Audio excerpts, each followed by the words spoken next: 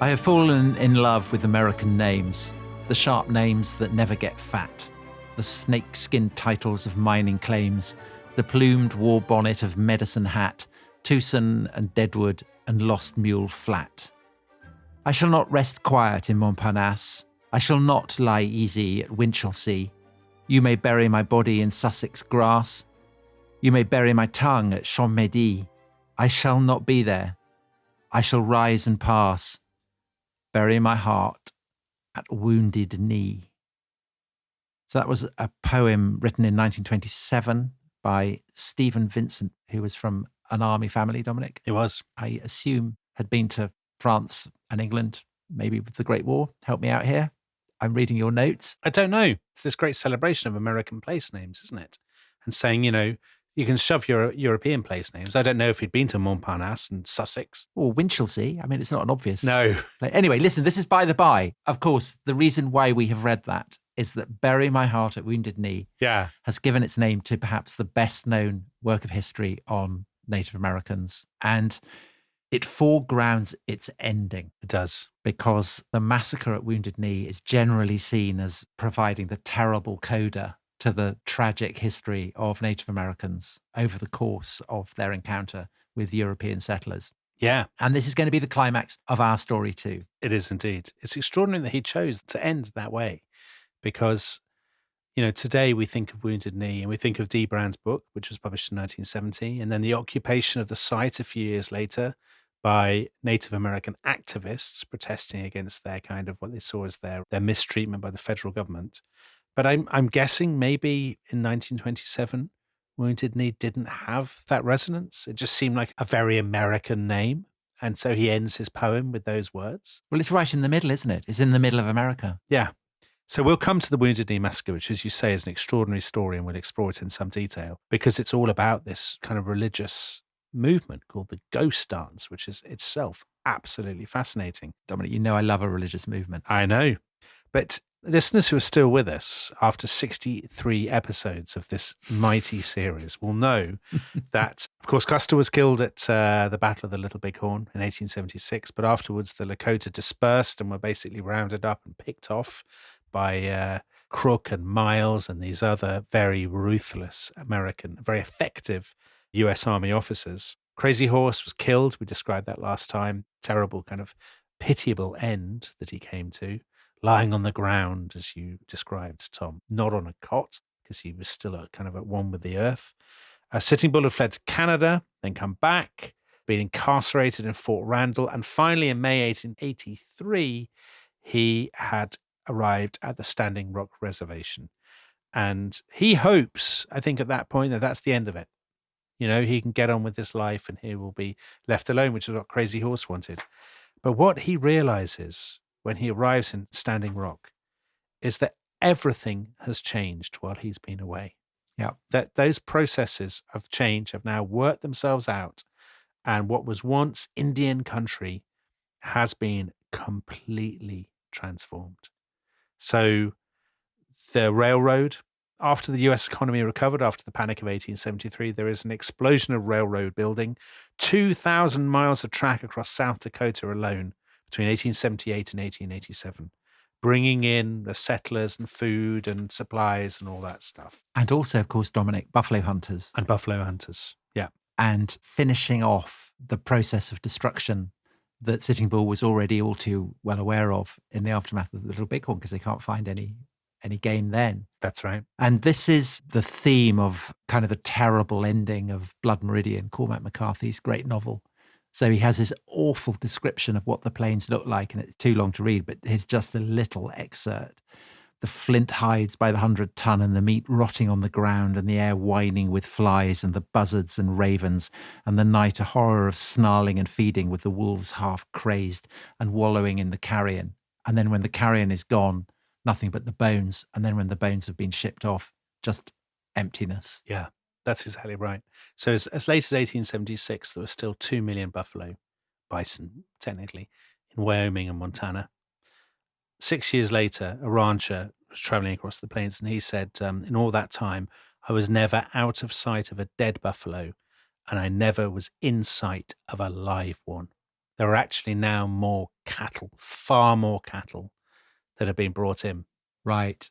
And so this is when the cowboys turn up. So the cowboys are not fighting Indians. No. The cowboys come when the Indians have been cleared off, and they're bringing barbed wire, aren't they? And then legislators in Washington in the 1880s start parceling up what had been Indian land and handing it out to farmers. That's right. And the process of Western civilization kicks in. Yeah. Barbed wire is a really big thing. It's also bad luck, I suppose, for those people who want to preserve the old way of life. That in the late 1870s, very early 1880s, you have a wet weather cycle. So a lot of rain, the soil is unusually fertile. The railroad companies are advertising this and they say, wow, this is incredible. You know, this is the promised land of America. You can come here and start a farm and you'll be growing all these amazing things. And so in 20 years or so, 6 towns in South Dakota become more than 300 towns. There were fewer than 2,000 farms in 1860 or so. Now there are 50,000. There are people flooding in. And that topsoil is not going to stay there for long, is it? No, exactly. And actually they're being sold a lie as well. A lie, because actually it's not terribly fertile land and it's not going to prove incredibly productive. So, I mean, it's eerie to cross the Great Plains because it's haunted by the ghosts of the buffalo. It's haunted by the ghosts of the Native American communities that lived there, the peoples that lived there. But it's also haunted by the kind of the relics of that very brief boom period that follows in the wake of the ending of the Indian Wars. Yeah. The disappointed hopes of the people who moved to the Great Plains and end up joining the populist movement at the end of the 20th century. And then later on, of course, they've got the Great Depression to come. I mean, that would all happen in one lifetime. Anyway, so Sitting Bull arrives at the agency and what does he find? There are now about 17,000 Lakota left. Only 17,000. They are corralled in this tract in what is now South Dakota of about 35,000 miles. One historian describes it as 6 seas of misery, each swirling around a single agency island. So the different kind of Lakota tribes have been allotted different agencies. So Pine Ridge, the Rosebud, Standing Rock, the Cheyenne River, and so on. And each of those has an agent who looks after it, who gives out rations and so on. And there'll be a sort of a little encampment and whatnot. And there'll be a school and these kinds of things. The historian Peter Cousins, who wrote a really detailed book about the Indian Wars, he says what had happened to the Great Sioux Reservation is that it had become a sealed laboratory for social engineering. So we talked before about how there was this sort of Christianizing mission in the 1870s and 1880s. People who saw themselves as reformers and kind-hearted progressives, who wanted to lead the Indian, as they would have called the native population, they lead the Indian into the kind of the new dawn of civilization. Well, the whole thing of taking children and educating them, which has been a topic of immense controversy recently in Canada and Australia, hasn't it? Yes. I mean, it's happening in the Great Plains as well. We talked about in the last episode how Sitting Bull said that he wanted his children to be raised as Americans. It's kind of interesting. The very last war party is actually 5 boys who break out of a boarding school. Really? Kind of Indian boys who break out of a boarding school, go on the rampage. Crikey. So what happens is, I mean, the Commissioner of Indian Affairs said, to domesticate wild Indians is a noble work, the crown of glory to any nation. We're not going to allow them to drag along in their old superstition, laziness and filth. We can elevate them in the scale of humanity. But also it breaks down what we would call the tribes. Totally. They want to break down the tribes. The ambition is to make them Americans, individuals. Stamp out what they call demoralizing and barbarous customs. They want to remove the sun dance, so no more sun dances. Violent, barbaric, bloody. Why would we want this to continue? And as you said, putting kids into boarding schools. So the first boarding schools were opened in Pennsylvania in 1879. The kids arrive, they have their hair forcibly cut, they are baptized as Christians without their parents' consent. You know, all this stuff, which, as you say, prefigures what would happen in the 20th century in the US, in Canada, in Australia, and so on. No bear grease. No bear grease in a crow's hair. Yeah. And the tragedy, of course, is that the natives cannot resist because they are now totally dependent on the government dole, on rations, on the agents' goodwill, because they can't just say, no, I don't fancy this. I'd like to carry on my own life, my old way of life. I'm going off. They're not allowed to do that. Well, they can't because they'd starve, wouldn't they? They would. There's nothing to hunt. There's no bison out there. So they are totally in the power of the agents. So when Sitting Bull arrives at Standing Rock, he is totally in the power now of a man called Major James McLaughlin. McLaughlin was a former blacksmith. His wife was a court at Santee, and she spoke Lakota language fluently, so she was the interpreter.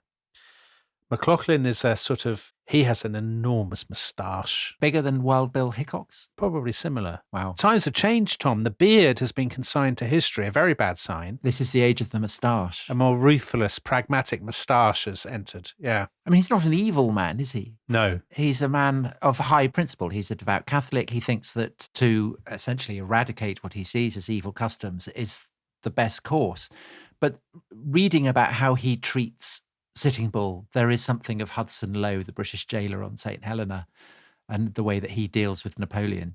Yeah. His autobiography was called My Friend the Indian, but Sitting Bull would not have approved of that title. He is very pragmatic, very ruthless about dividing and ruling among the Indians. So he recruits a man who we encountered earlier in the podcast, one of Sitting Bull's old lieutenants, a man called Gall. I mean, he really is the flashman of the Lakota because he was in trouble for bullying, wasn't he? He was, but as a young man, I think as a slightly older man, he's seen as almost placid, and he explains his behavior at the Battle of Little Bighorn, where he is the guy really who leads the charge that overwhelms the first stronghold of the 7th Cavalry, because he had lost 2 of his wives and 3 of his children. That's right, yeah. I always think of him as somebody who had made the journey from being captain of the Rugby 15, or a sort of disputatious boy, the sort of bounder of the class school. He's now the chapel prefect, isn't he? He's the goody two-shoes of the Standing Rock Agency for Agent McLaughlin. Well, you say that. He's a very fine figure of a man. And Elizabeth Custer, of all people, meets with him 5 years after the battle and says, "Painful as it is for me to look upon the pictured face of an Indian, I never in my life dreamed there could be in all the tribes so fine a specimen of warrior as Gall." Wow. Is that how she spoke? And compares his bearing to that of a gladiator. Crikey. And he's much photographed. Yeah. And the guy who takes the photograph of him says that, he's worried that his lens will burst trying to contain the image. Wow. He has a tragic story. I mean, just to kind of preempt it. So as you say, he basically, he kind of switches side. He wears European clothing. He becomes a big fan of Mendelssohn, rather improbably. He loves the Wedding March. And he ends up very fat because, he does profit from the amount of food on the reservation. He's not being starved. Mm. And he worries about this. And so he asks, is there anything that could help me get thin again? And he gets given a tonic, but he gets told very strictly, do not have more than, a couple of sips a week because otherwise it'll kill you. And so he has a couple of sips, doesn't seem to have any impact. So he necks the entire bottle and it kills him. Oh my God. What was in the tonic? What kind of diet thing is that? I don't know. Evan Connell reports it and he says, if true, it sounds like a Chekhov story. So it may not be true. It's a great story, but that if true is a bit, there's a lot hanging on that, isn't it? Yeah, it's very sad. But anyway, Gall he's an example of many people who actually, they can't go off having fun on the plane. You talked in, I think, our 3rd or 4th episode about how fun, how exhilarating the plane's life could be, the fighting, the hunting, and so on. And for those people who can't do that anymore, all you can really do is to join this sort of agency police. You join this police force. They're called the Metal Breasts because of their badges. And that's how that's your new status and your prestige. That's what Gall and lots of other people do. Now, Sitting Bull doesn't fit into that world. His appeal, his leadership is based on the old ways. Conservatism, I suppose, on tradition. Yeah. Well, but also his powers of vision. Exactly. Hooking up his chest to hooks and things. Yeah, to poles. Yeah. And there's none of that going on now. No, McLaughlin is very down on that. And actually, when Sitting Bull arrives, McLaughlin effectively says to him, "You're not going to be the big man round here. Times have changed." Yeah, and so he's always doing him down, isn't he? He hates Sitting Bull. He says Sitting Bull was a man of very mediocre ability, rather dull, and much inferior of Gall and others of his lieutenants in intelligence. He's pompous, vain, and boastful, and considers himself a very important personage. Sitting Bull knows this, and he's very miserable about it. We talked about how miserable Crazy Horse was. Sitting Bull is, if anything, even more miserable because he just can't understand why he's being belittled. But it's more than that, isn't it? It's not just that. It's that everything that had sustained him has gone. Totally, yeah. I mean, the entire way of understanding the world has gone. Yeah. Wherever this happens, wherever Europeans intrude on a society and the impact of modernity and industrialization just destroys that society, people seem left utterly disoriented by it. Would you remember, Tom, when we started this series, I said I always thought of the story of Custer as the bridge between the story of first Columbus and then the Aztecs on the one hand, and then Titanic on the other. Yeah. And if you think back to that Columbus series, when Columbus landed on Hispaniola and then the Spaniards started arriving, the Taínos, the indigenous people, were just totally wiped out through disease, but also through the cruelty of the Spaniards, but also because there were descriptions of them as just sitting down, staring into space,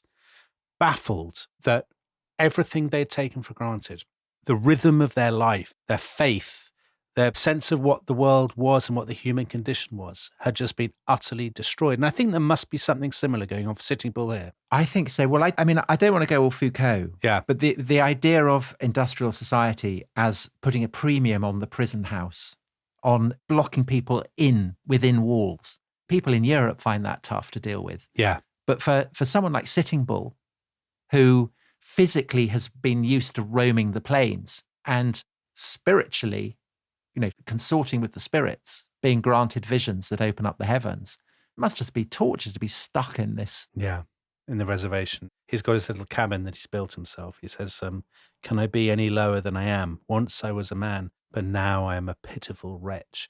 And actually what I think makes it worse is that he is now treated like a performing bear.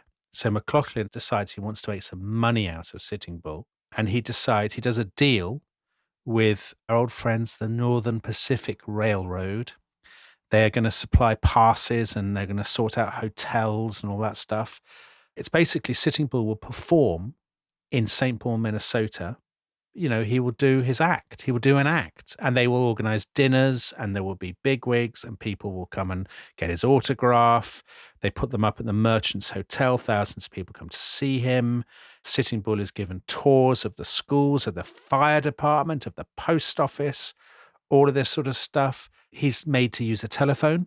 His nephew, Juan Bull, is in the next room, and they have a telephone conversation. Sitting Bull does say, well, that was pretty remarkable. But there's a terrible poignancy to this whole thing that he's being treated as a relic and as a walking gimmick. And so that's in 1884.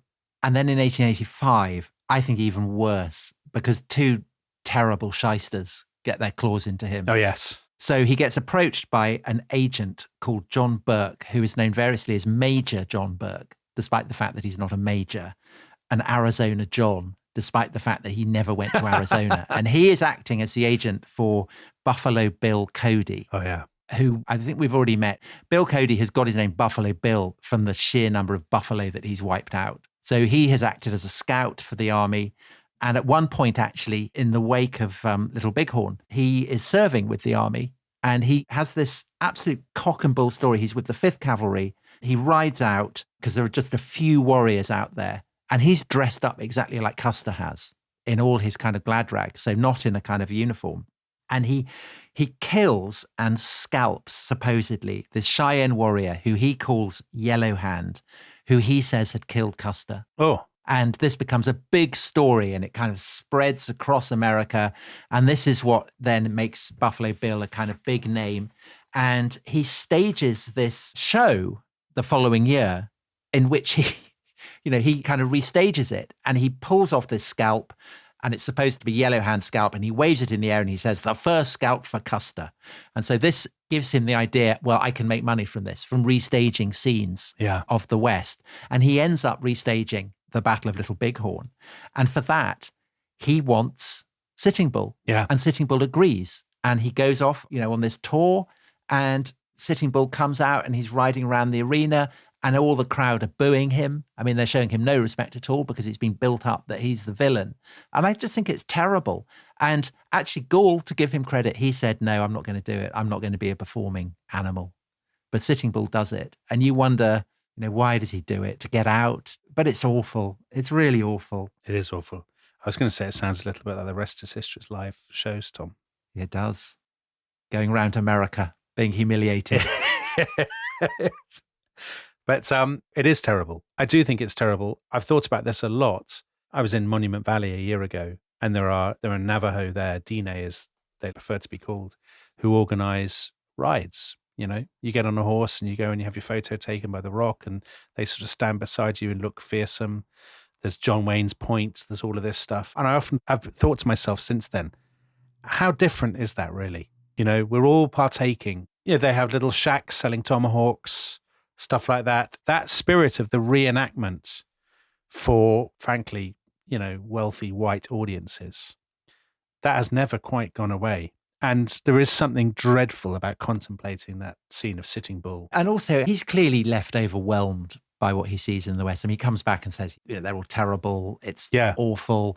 Yeah. But I think he's gazed into the abyss of what the future will be. And it's a future in which everything that he is, there is no place. And so he does kind of try and knuckle down, doesn't he, to kind of become a farmer. He does. But I mean, it's not Sitting Bull.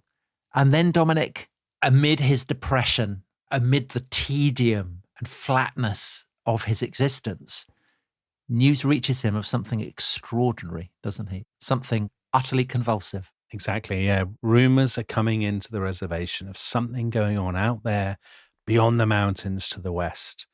Is it a cult? Is it a new religion?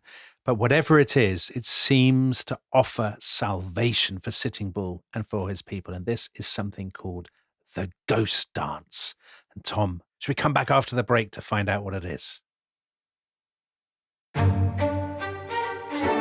This episode is brought to you by Rocket Money. Tom, we often talk about how to organize our finances. I'm very conscious that I'm paying for a lot of mad subscriptions. And there's one thing that we've talked about often on this show. It's the thing that we probably hate more than any other, and it's a hidden fee. I would love to get my finances under control. There are all these things piling up on our bank statements, and I think I need to fix this problem. I need to sort this out and to stop this. I mean, my finances are so chaotic that I need this app. So I'll tell you what it is. It's called Rocket Money. It's a personal finance app that helps find and cancel your unwanted subscriptions. It monitors your spending and it helps to lower your bills so that you can grow your savings. With Rocket Money, you can track all of your subscriptions and you can easily cancel within the app with just a few taps, saving you time, avoiding charges. And you can also set budgets and goals and get personalized insights and regular reports to track how you're doing. They will even send you real-time alerts for large transactions, upcoming bills, refunds, and even low balances. So let Rocket Money help you reach your financial goals faster. Join at rocketmoney.com/ishistory. That's rocketmoney.com/ishistory. rocketmoney.com/ishistory. This episode is brought to you by Indeed. Stop waiting around for the perfect candidate. Instead, use Indeed sponsored jobs to find the right people with the right skills fast. It's a simple way to make sure your listing is the first candidates see. According to Indeed data, sponsored jobs have 4 times more applicants than non-sponsored jobs. So go build your dream team today with Indeed. Get a $75 sponsored job credit at Indeed.com/podcast. Terms and conditions apply.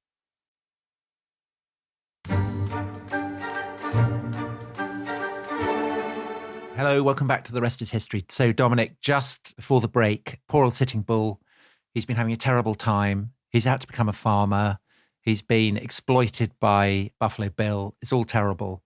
But then news of this extraordinary development, the ghost dance. So what is the ghost dance? What is going on with this? Right. We need to explain where the ghost dance came from. So a little bit of politics. So he hears that there is a cult or a religion or a movement, call it what you will, that offers at last a change in the narrative and salvation for the native people.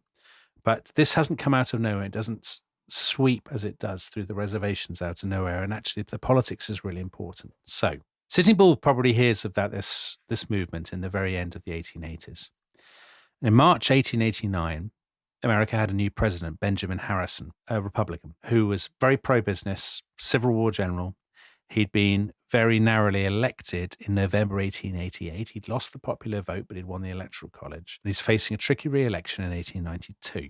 Now, both parties know that the future of American politics lies in the West because they're going to admit, a lot of Western states want to come in and you want to win them for your party. And Harrison and his backers believe that they will be Republican states, that they will be full of Protestant farmers who will vote the Republican ticket. And their priority is to bring those states in as quickly as possible.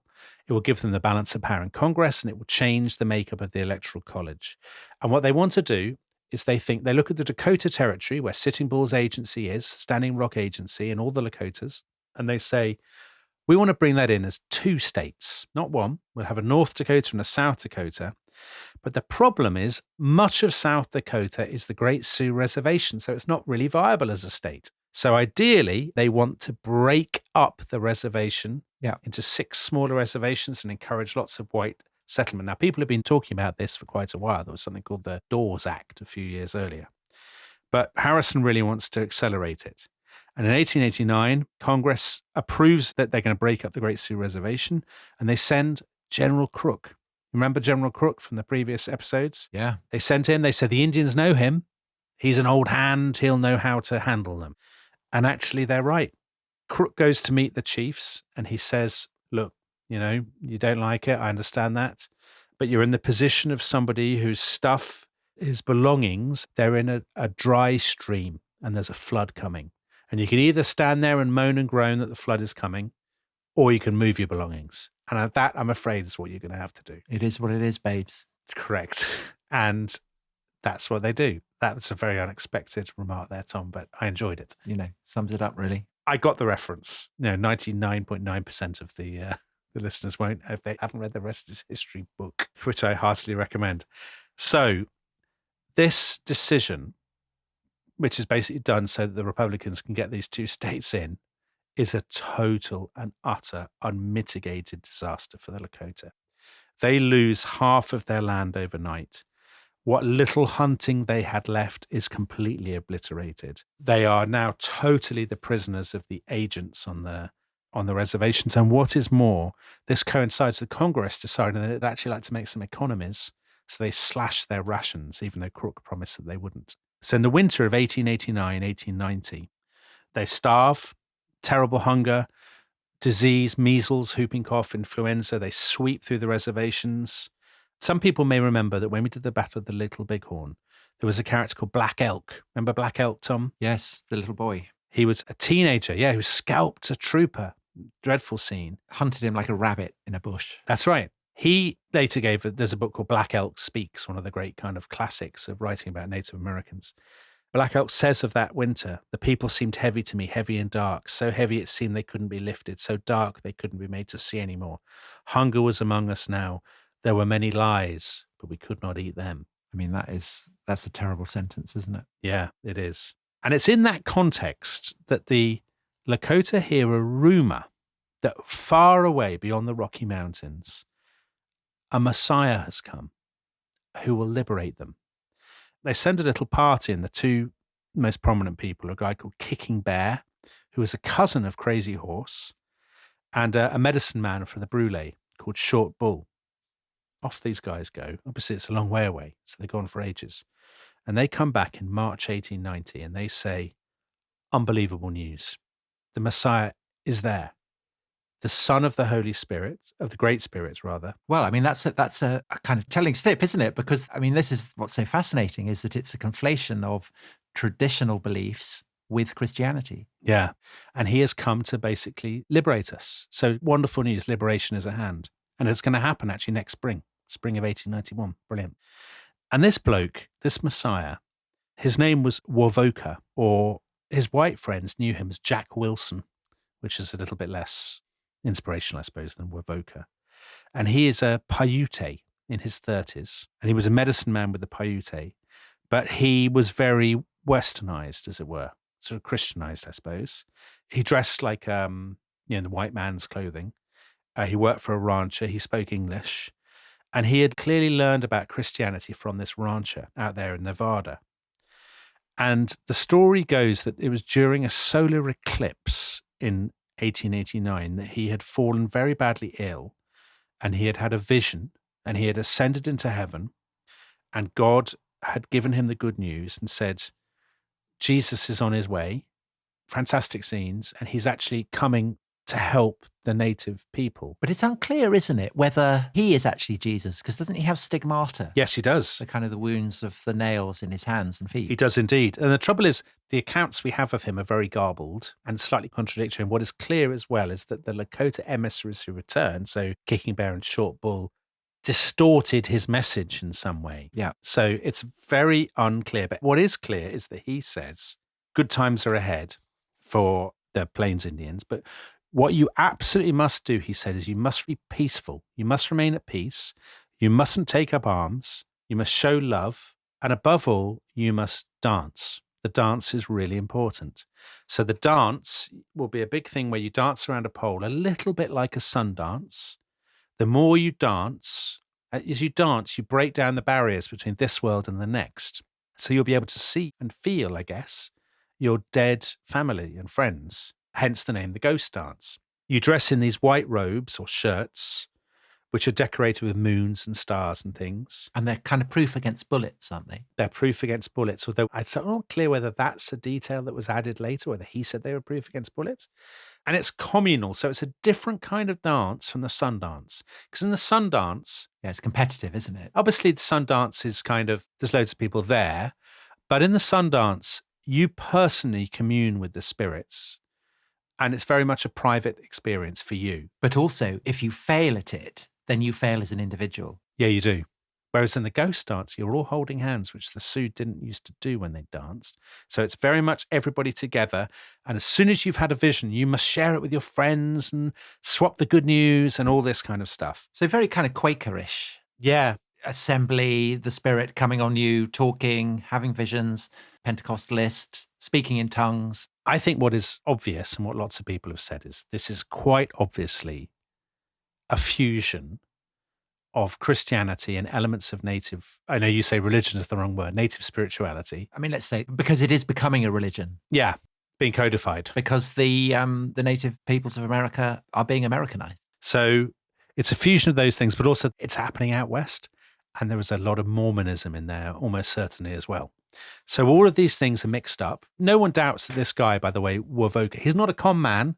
He's not a demagogue or anything like that. There's no reason to doubt his sincerity. Well, it's often said that what happens in the kind of colonial peripheries in the long run will blow back and hit the metropoles of the West. And it kind of reminds me of spiritualism in the wake of the First World War. Oh, yeah. The desperate yearning of people to be in touch with those that they've loved.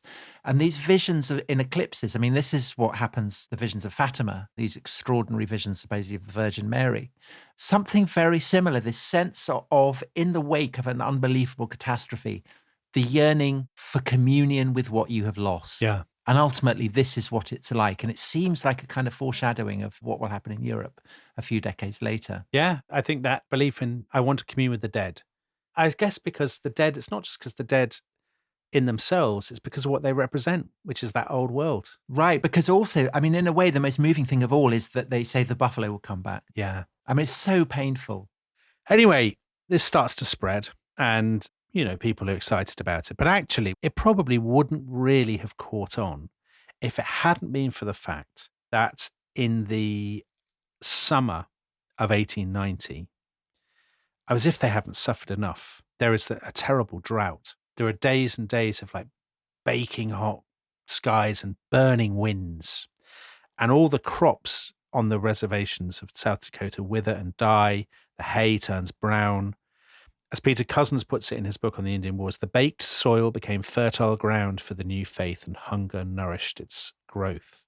And I mean, one of the agents, an agent called Valentine McGillicuddy, he said, the dance and its ceremonies was like the voice of a feast to a starving man. If those people had been well fed, the ghost dance would never have been heard of.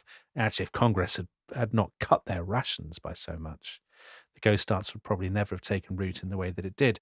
So what happened is that by that summer, a version of the ghost dance craze has come to the reservations, but it's been twisted. It's much more militant.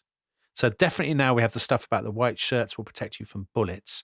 So conflict is kind of expected, and it's much more aggressively anti-white settler, as in they will be eliminated. That they will go. They will go. Yeah. And as the weeks pass, I mean, people are very hungry. Of course, the baking summer turns very quickly to freezing autumn and winter, and the dances continue and they become ever more fervent. People are collapsing and sort of, as you said, sort of speaking in tongues, screaming, foaming at the mouth. There is this sort of incredible excitement.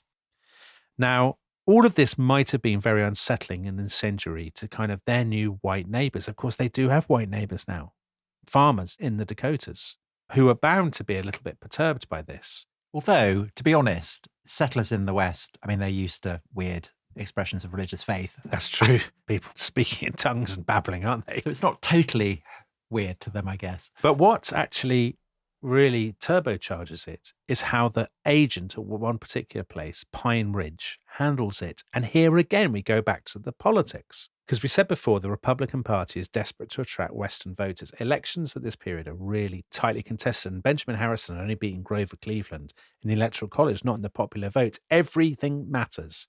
And politics in this era is all about patronage. And so they want to put Republicans into political appointments. And the job of being an Indian agent was a really valuable one. It's kind of plum. You control thousands of dollars of contracts to feed the people on the reservation and to build mills and schools and things.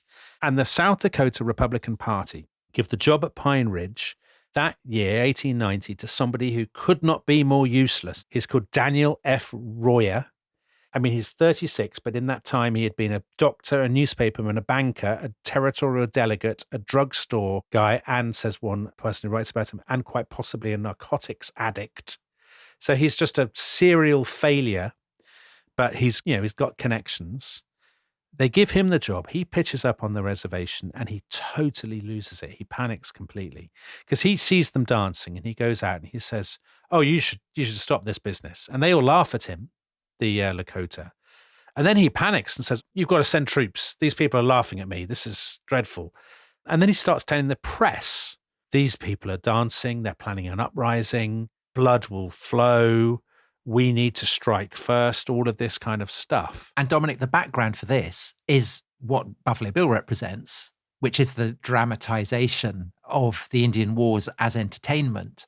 So it's as vivid in people's minds as ever. And the association of Indians with tomahawks and scalpings and mutilations Exactly. is completely uppermost in people's mind and not the sufferings that they're going through. No. Remember, we're in 1889, 1890. So if you're 20 or so, or 25, 30 now, you've grown up with the kind of dime novel stories of the battles on the plains in the 1860s, the massacres, all of that stuff. So that is in people's imaginations, absolutely, and it's playing on that. Now, actually, in Washington, when people hear these reports about the ghost dance, as so often, the senior military officers say, "Oh, this is absolute balderdash. They're just having a dance. Let them crack on with it. It's just a craze. It will pass." I mean, they're totally right on that, by the way. But President Harrison wants to look strong and decisive. South Dakota's actually about to send a new senator to the US Senate. He wants that to be a Republican because that will hold the balance of power in Congress. He wants to impress the voters of South Dakota and the state legislature. And he knows that actually if the army are sent in, the army bring money with them because there's all the contracts to supply them and there's all that. And in an area that is suffering from drought and depression, brilliant. It's a win-win situation for him. He looks strong and the voters like him. Yeah, he reinflates the economy. Exactly. So he sends Nelson A. Miles, the guy who had basically beaten the natives in the aftermath of Little Bighorn. So General Miles, he's quite sympathetic to the Indians. He says they've been very badly treated. I don't think this ghost dance is a big deal. But another sort of bizarre political element to this is an age when all the talk in Washington is about the Navy. The future will belong to world's great navies. That's what power is. So Congress is giving loads of funds to the Navy and not to the Army. And Miles thinks, hold on, if we make a bit of a show of things up there in South Dakota, people will see that the army is very important after all. We'll get lots of money and we'll get what I've always wanted, what the army have always wanted. We want to run Indian policy ourselves. We don't want the civilians making a mess of it. So Miles says, fine, I'll mobilize the army. He mobilizes a quarter of the entire fighting strength of the US Army, 5,000 men. It's not a very big army, the American army at this point. Almost as small as the British Army. Yeah, exactly. They're rushed in by railroad, the largest army mobilization since the Civil War, just for a load of blokes in white shirts dancing around a pole. Having a dance. And actually, Miles handles it really well. He cordons off the reservations. His men say to the Lakota leaders, guys, pipe down. Chill out. Calm down. Yeah, exactly. And those people so some of them have started sort of roaming around and leaving the reservations. They are persuaded to go back. Everything's calmed down. But the terrible irony, by sending the troops, the administration and Miles have actually ignited a press feeding frenzy because loads of reporters have piled in South Dakota. There's no story because there's no fighting. So they invent a story and they say, any moment now, the massacres will begin. That goes back to what you were saying, Tom, about the Buffalo Bill show. They're playing with the stories that people are familiar with. The tomahawks are being sharpened as we speak, all this kind of thing. The tom-toms of war are sounding. I mean, the storm clouds of war, Tom, have never been darker than at this point. And of course, the man they blame, the man they point the finger at, they need a supervillain and they pick the one Indian that everybody has heard of who has appeared in shows. It's Sitting Bull. And who is conveniently on location. He's on location. They call him the high priest of the Indian Messiah craze.